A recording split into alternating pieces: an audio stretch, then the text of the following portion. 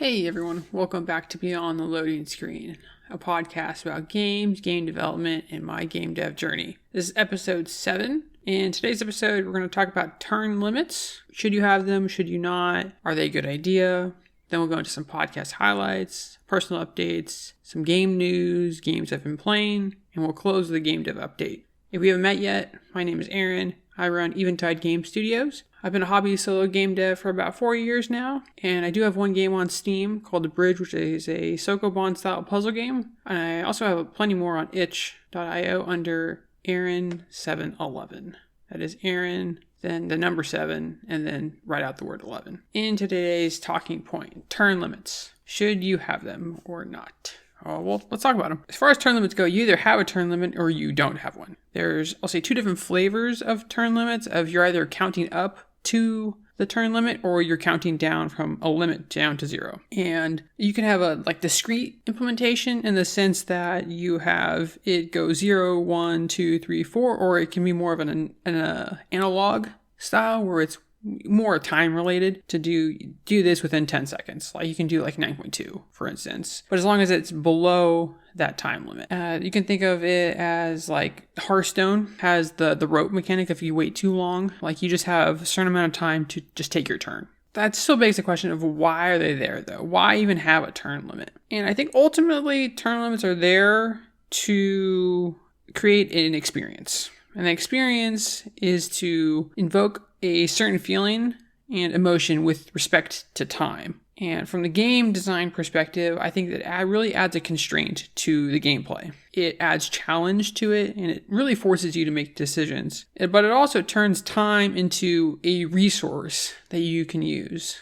And when you do implement a turn limit, you realize, you don't have forever to do these things that you want to do. You have to do it in this time frame or these set amount of turns. Because of that, you need to basically encourage the player to get going. And from that point on, every decision that you make within this specific window is going to matter a lot more. Otherwise, if you maybe don't have a turn limit, it could drag on for too long. But I think this is one thing that players experience is that when a developer does enact a turn limit, players can feel like it limits their experience. So what does that mean? It means that the player has a certain expectation of what they think their experience should be in the game, where this differs from how the game designer actually designed it. Whether the game designer thinks this is good or the intended experience, which is why they put the turn limit in there in the first place. And this really creates a polarizing sort of clash of the experience. And so the first one I'm going to say or talk about is Civ. So in Civ, I found out there actually is a turn limit in Civ, which is depending on what speed you played at, it could be anywhere from around 330 to 500, or there's actually longer ones of 750 and 1500 turns. That's crazy. But in Civ, the whole enjoyment of playing Civ is seeing the technology and researching and watching it play out. And when you have a turn limit in that, it really feels like you're cutting off the experience to the player. And in that sense, the experience of seeing it play out is the fun of the game. So I can see how a player could see I'm capping essentially their fun and their experience off at this almost arbitrary point. So that's one clash of an experience. Another experience is in XCOM, where it's this feeling of feeling strong and weak, where in XCOM you have the turn limit, but the turn limit is invoked on a very specific time. For instance, when you need to evac, you have to just essentially make decisions to say okay, I'm going to do this, but putting yourself in that position, it invokes some kind of risk that you need to take. So that is a clash of experience too, because you want to feel strong, you're taking advantage of the scenario where the aliens are invading and you're holding them off and that kind of thing. We're comparing it to where the turn limit is that you're feeling weak and that you're not be able to defend yourself properly. And then there's the other clash of the experience that the player has because of the turn limit, of the sense of escapism, of players play games because they want to break away from the limitations and the rules of the real world to kind of escape into a world. And when game designers then re-invoke turn limits and limitations back into the game, it could feel like, okay, I got out of this to get away from all those rules, but then it just goes back to enforcing them again. So that is, again, another limitation of the experience that a player could have. Kind of more examples, like I mentioned XCOM, of the turn limit is really on when you evac. So when you're trying to get out of the map. And I think this is interesting because, like I said earlier, it forces you to take a risk. And some of these risks that you have to take are really if an item might become available during that time. So it's like, okay, do I try to get that upgrade or that resource to help me in sort of the metagame, so to speak? But I could lose a soldier, or they could not be in a position to evac. So then I'm obviously risk losing a soldier because I took that risk. Obviously, there's risk management in that. And for me, like when I first was looking up XCOM, I was playing XCOM 2 a lot. I have like 200 hours-ish into it. And when I was looking up the game, this was the number one thing that popped up on most of the forums was, how do I disable this?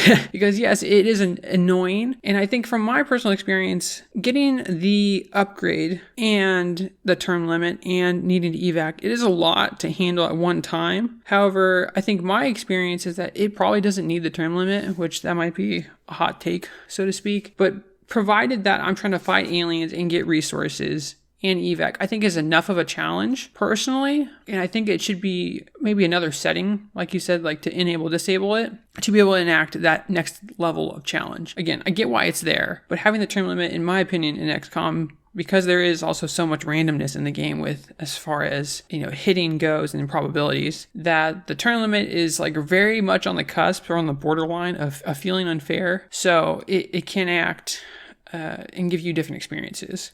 Civ, like I said, I found out actually has a term limit too. I found out you can disable it, which is unlike XCOM. However, most people actually just disable it anyway because, again, it's the fun in Civ is living out the experience of seeing how your civilization grows and how the other Civs go. And so most people just turn it off by default because it's actually not even a common way to win either by time. So most players just ignore it. But like another good example I haven't mentioned is Balatro. Like no one's asking for a hand limit to be like increased or decreased, although that is a criteria in the game to say, okay, you get one more hand. So one more hand basically means you have one more opportunity to get points. How many points you score is up to you. And that becomes much more of a skill-based thing, which is why I think Balatro is a much better example of having a turn limit, because it says, okay, we're going to give you this amount of time to execute to this amount of points. Can you accomplish it? And it's a very stable baseline that you can go after, and that in itself invokes a very good challenge. So I think it's a very good, robust system that is a good situation for a turn limit. Another game I played actually this week was a game called Hellcard. It had a free weekend on Steam, so I thought I'd give it a try. And this game also does not have a turn limit. I actually don't think it would benefit from a turn limit, but it did give me a feeling of how I feel in my game, of the battles tend to drag out a little bit too long, in my opinion, because the whole idea is that you have cards that's kind of similar to Slay the Spire, except you're dealing with more of, rather than like a Pokemon style battle where like I attack the enemy, you're more of like a circle around you basically of enemies, and they're slowly collapsing towards you. So your goal is to basically just pick them off. It's almost like a tower defense where they're just coming at you. But anyway, so you play cards, you defeat the enemies, then it has a pretty unique battle system along with it, which I might talk about in the games I played section. But as far as the actual turn limit goes, is because there are so many enemies in the beginning, it feels very overwhelming. But then as you get less enemies, it does feel like it drags on, like you're gonna win, but it's really just a matter of playing it out of, okay, now I'm doing with randoms to get the card draws I need to do this. But in overall, like I don't think it would actually benefit from a turn limit, because it is more of you need closure for all the enemies to be done. And that itself invokes a sense of, are you going to make it from at the end of the battle? Like you need all your character, all your party to live. And I think that's the feeling that I think XCOM is trying to go after too, is trying to invoke this sort of stressed and distressed feeling throughout the entire gameplay of, I don't know if I can make this out. And that feeling of you just going to get squeezed by this barely is the feeling that it is supposed to invoke. So you get this very intense feeling of relief when you're finished with a battle. And I think that's why Hellcard maybe has a turn limit, or does not have a turn limit. Those are some examples that I have. I don't think every game with a turn necessarily needs a turn limit.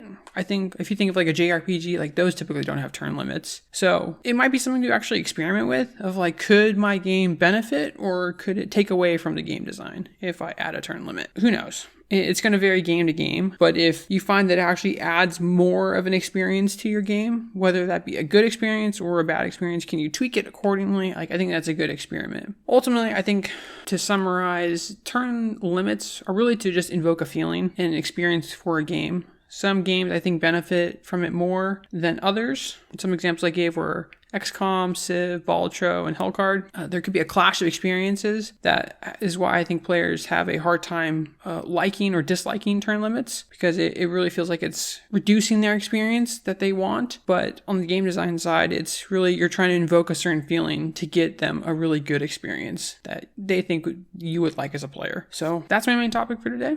I hope that makes sense. Then we'll go into some podcast highlights. I had a listener reach out to me this past week about the podcast, so that was really exciting and a very special moment. So if you're listening, I just want to say thank you. It did mean a lot, and I'm looking forward to chit-chatting with you later. We did get another sub on YouTube, so that's exciting to see grow. We're at 6 subs now. Well, last week's episode got 3.7 thousand impressions and 22 views, so it still blows me away about the reach of YouTube. I did check Libsyn, and I also did upgrade my podcast plan with them to get the more of the stats and the analytics behind, to see maybe like what is resonating with our listeners. I found out no new data I've captured so far. No listeners on the new episode yet, so we'll see how that goes in the future. As far as personal updates go, I'm planning to travel, and so I'm just trying to prepare for that as we go. Other than that, nothing new. For game news, there was one I was going to mention last week that I forgot, and then one I'm going to mention this week.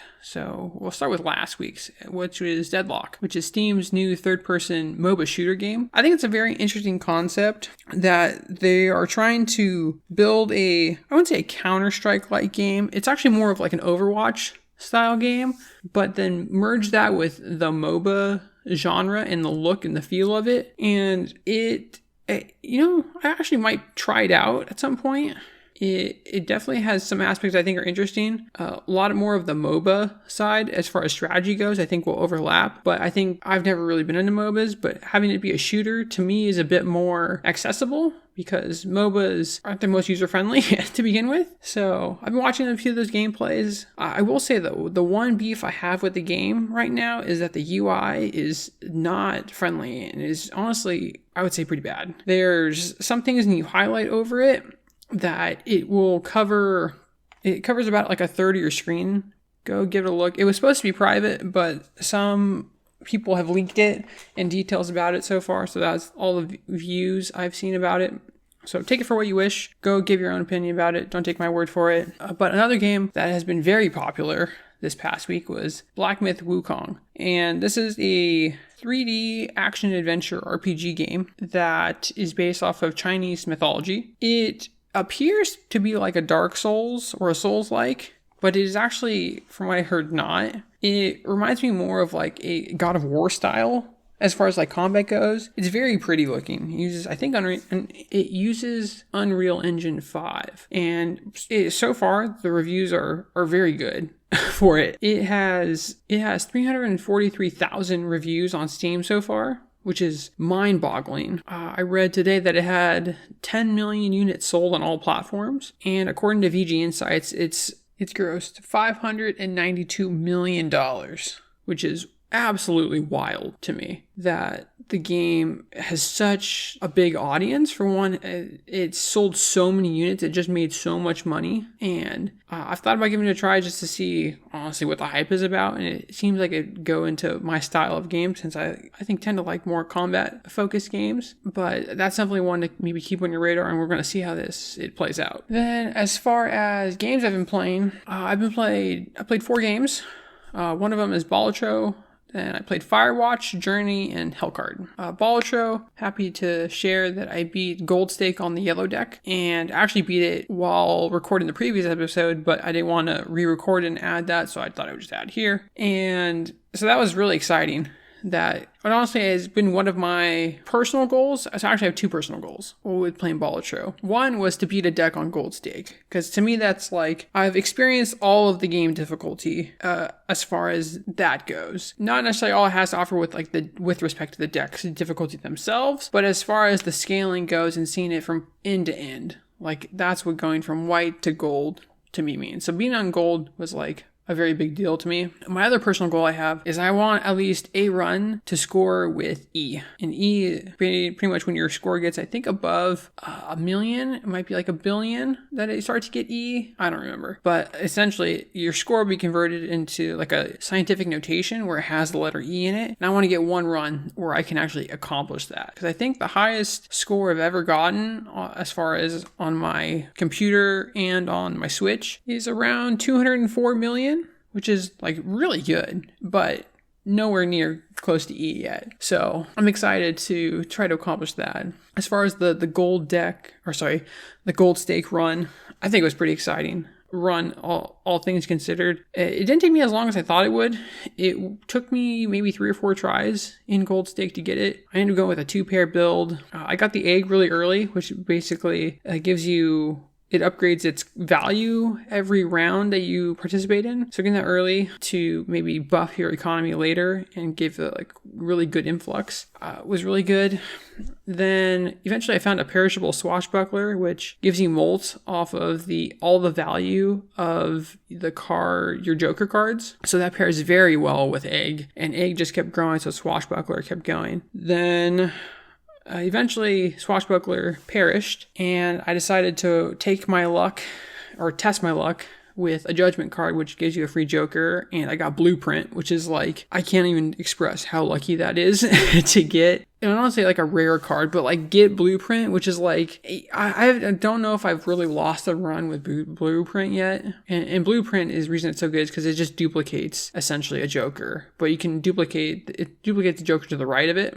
So essentially just like is 2x. So if you get some X molt on it, just so good. Then eventually I found a bootstrap, and because I was really short on Joker cards, so I decided to take that and save some money. And with the Blueprint, it eventually got me in a good space to getting some molt. Sadly, it perished, so I had to figure out something else. And it was a good ante where I didn't have any good Jokers, and that's where I really fought hard to stay alive. Then in the shop, a Gross Michael came, so that gives you 15 molt, but it has a chance to perish within 1 in 6 chances. So I took it because I knew that if it perished, I think it was perished, or it destroys itself, that there's even a better card that comes back as a result of that being destroyed. So I took the risk of the perishable tag on it only being valid for 5 turns, that hopefully the Gross Michael would break. And honestly, it broke after the first one. I was like, honestly, pretty excited about that because I knew Cavendish would show up sometime down the road. Little did I know it would show up in the next shop, which is like an absolute game changer. So I bought that and matched that with Blueprint, and then off to the races we went. And it basically was up until about that point, where this is like ante 7, that I was like, okay, I can really actually beat this on this run. And there was a few other cards I got, and because I had such a good economy from Bootstrap, I was able to just kind of keep riding the high of the good run I had, and eventually won. And so that was really fun to go through, and felt very satisfying. Another game I played was Firewatch. This game I had really high hopes for. I think it did satisfy my hopes and expectations. The game itself is beautiful. It has this wonderful stylized low poly. The design of the world, very well done. The atmosphere and everything around it is really good. The storytelling and narrative is actually very good. That was probably the only thing I thought was underwhelming about it, was that I wish the story was a little bit richer, I will say. But watching it play out in the format that you play it in, because you are a Firewatch, as the title of it presents itself, for a national park. And the only other person you communicate to throughout the entire game is this other person called Delilah, and she's another Firewatch tower. And you basically communicate with her and basically talk throughout the entire game, and the story unfolds through that medium. So I think that was definitely unique, and I definitely would recommend playing it as far as just going through a beautiful world and experiencing it. Like I said, I do wish the story was a bit richer and maybe even a bit longer. I did finish it in like about 2 to 3 hours, but it is, I'll say, pretty short still. Another game I played was Journey, and I did play that all the way through and finish it. And Very similar to Firewatch, it is a very beautiful game. I think for how old it is, and I think probably considering the time period that it came out, it was probably just an absolutely beautiful game. And it still is to this day. It's one of those like evergreen games where I think it will always be good to play. I think the interesting and part of it is that you definitely feel immersed the entire time you're playing it. And the best way I can describe the way it makes you feel is that the music aligns very well with the gameplay. It plays things that make you feel like really down and depressed, or it makes you feel something that is very high and exciting as you're going through it. So the music and the atmosphere and the colors and the gameplay like all synergize together into this very beautiful experience. And the best way I can explain this to how like the devs would feel I don't know how to explain this, but like it honestly feels like if you think of like an airplane has like a flight stick that like controls the plane, but like imagine that flight stick controlling like the player's emotions while they're playing it. Like it's very eerie how much control they have over your emotions throughout the entire time, because you feel exactly how you would expect one to feel while you're playing it. So it's this very nice, beautiful, pleasant experience. Yes, you do feel some highs, you also feel some lows, but you feel everything else in between too, and explores these sort of internal narratives and feelings that go around those narratives. So I think it's definitely worth a try. I think I liked it a little bit more than Firewatch, but again, that's a personal preference. And the final game I played was Hellcard. Yeah, Hellcard, maybe to explain the game a little bit more. So it is a card game. You build a party. It's very similar to Slay the Spire in the sense that you're building your deck, but except you're trying to defeat enemies, and these enemies come around you in like this circular format, and they come at you from the outside in, and you play cards and you eventually try to defeat them. But then as you build your party, the circle that you are sort of enclosed in gets divided into 3 or 2 depending on your party size. And you basically just try to defeat the enemies as they keep coming in. And the goal is really just stay alive. So as you go through all these different levels and you get more cards, you get better abilities, you just try to stay alive to get to the end. I haven't completed a run. I've spent like an hour and a half playing it, and I think it is a good game. The battle system is definitely unique. There's definitely a lot of synergies that go along with not only your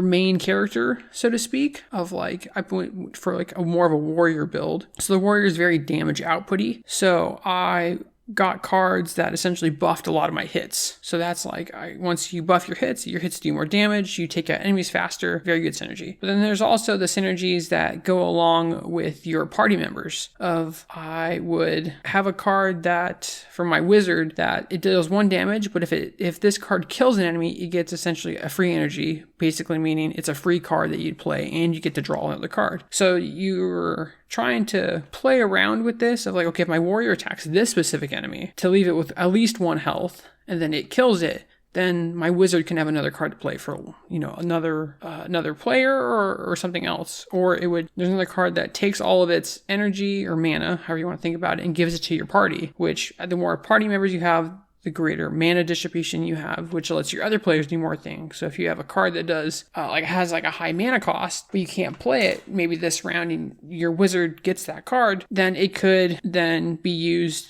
to play all these other cards that your party couldn't play otherwise. So there's a lot of those synergies. And I definitely think it's a good game. I think the problem with it is, like I was mentioning earlier with the turn limit section, is that it has this feeling that it just maybe drags on for a little bit too long. I mean, that's just how I'm playing. I also don't know about the enemy prioritization of like which ones I should take or focus on first, because there are just so many enemies. Like it starts off with like 4 or 5 enemies. You're like, okay, this is pretty manageable. Then it goes to like 10. You're like, okay, that's a lot. Then I think I got to floor like 5 or 6, and there's probably a good like 40 to 50 enemies on screen. Maybe exaggerating, maybe 30. It just looks like a lot, but there's a lot of enemies, but they're also getting stronger, and there's different types of enemies. So there's a lot of variability to it, but it runs into this problem of just like more rather than better, I think. And that was one problem I came across with like a bridge too, of like, I just want to add more pieces, because more pieces doesn't necessarily add more difficulty. It's like, I want to try to leverage in a bridge the uniqueness of the interaction between it. And I think them in Hellcard,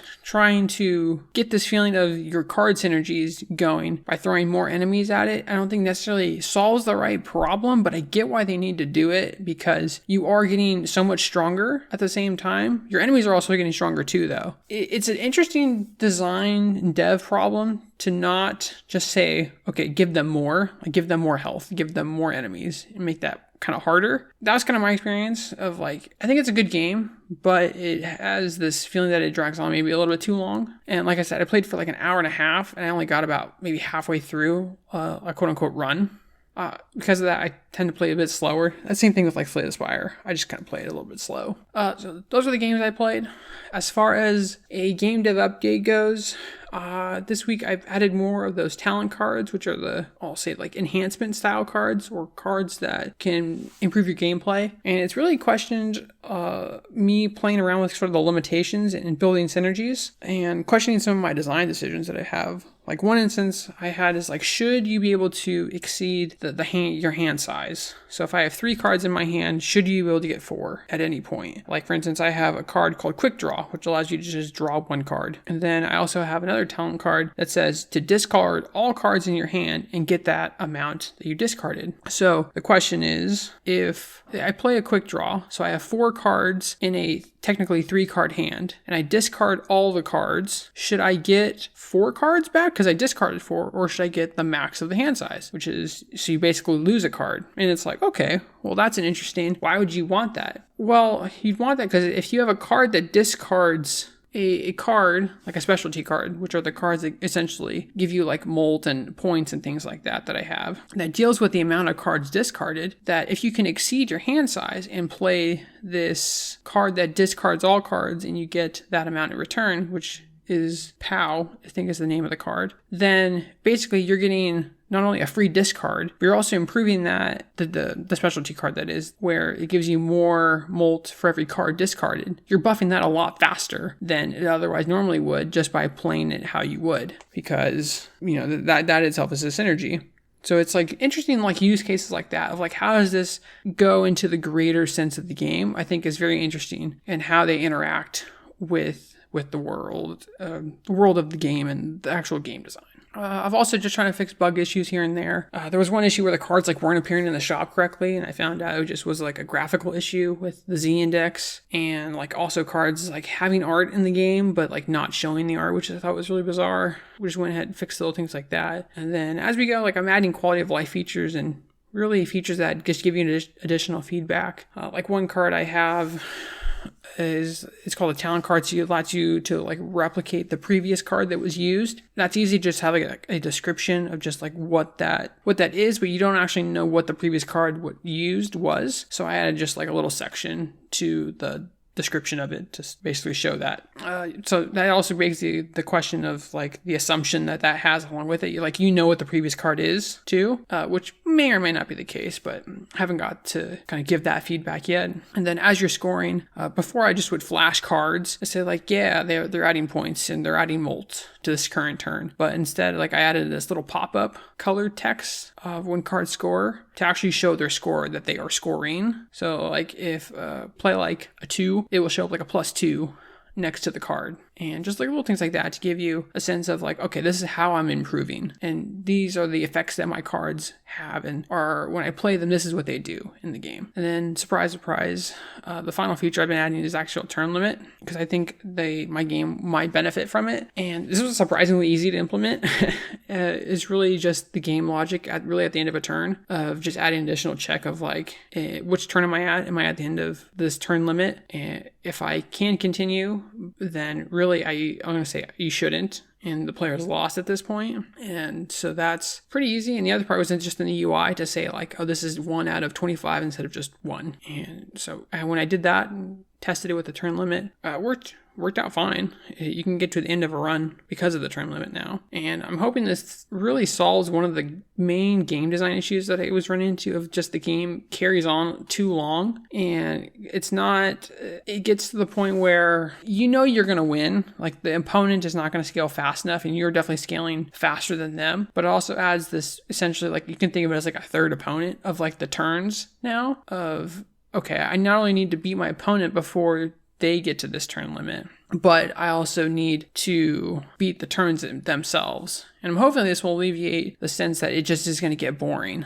because it dragging out so long. And from when I've been playing it, the rounds that last longer than like 10, 15 turns tend to feel a little bit boring. Right now the turn limit is about 25, so it's still quite up there to give you room for things to scale, but it's not too long where it's going to be like your 30, 40th turn, which is like, that sounds just super long. And to me, that doesn't sound too fun. So I'm hoping that I can maybe try to leverage this experience to something else too. And I guess we'll just see how it goes with this term limit change. With that, I just want to close out the podcast and say, thank you again for listening. If you want to join our email list to hear the latest news, please do. Or if you want to hop onto our Discord to meet more game devs and gamers and continue the conversation of what we've been talking about. Like, do you think turn limits are a good thing? Why or why not? What games have you been playing? Just hop into Discord and let me know. I love to chit chat about it. Don't forget to check out A Bridge on Steam. Again, Sokomon style puzzle game. Any games or anything else I talk about that has a link that I'll try to put that in the show notes. So I just want to say thank you, and I'll see you in the next episode. Bye.